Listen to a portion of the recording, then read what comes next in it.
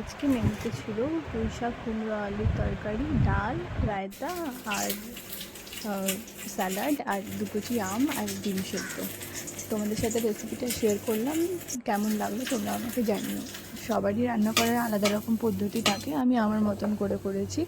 খুব আমার বাড়িতে সবজি খেতে মোটামুটি কেউ খুবই ভালোবাসে না, কিন্তু যখন হয় তখন ওই যদি একটুখানি মাছের কিছু গন্ধ পায় তাহলে যদিও বা সবজিটা খাওয়া হয়, আদারওয়াইজ সবজি আমরা কেউই সেরকম বেশি খাই না। তবে মাঝে মাঝে তো একটু স্বাদ পাল্টাতে ইচ্ছা করে, তাই আজকে ভাবলাম দুপুরবেলায় কুমড়ো পুঁই শাক আলু দিয়ে তরকারিটা করা যায়। এখানে আমি সমস্ত কিছু ইনগ্রিডিয়েন্টস দিয়ে ভালো করে একটু সবজিটাকে কষিয়ে নেব।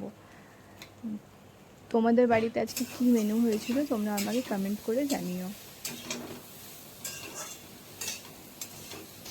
আজকে বহুদিন পর এই রেসিপিটা আমি রান্না করছি, আমিও ভুলে গেছিলাম। আমি তাই মাকে কল করে একটু মায়ের হেল্প নিয়েছি, তাই রেসিপিটার ক্রেডিট আমার মাকেই যায়। আমার মা ভীষণ ভালো এই রান্নাটা করতে পারে, আমি চেষ্টা করেছি আমার মায়ের মতন করতে, জানি না কতটা হয়েছে। দেখো তোমরাও ট্রাই করে একবার এটা খেতে পারো, যারা সবজি সেরকম ভালোবাসে না। আমার মনে হয় ভালো লাগবে এইভাবে করে খেলে।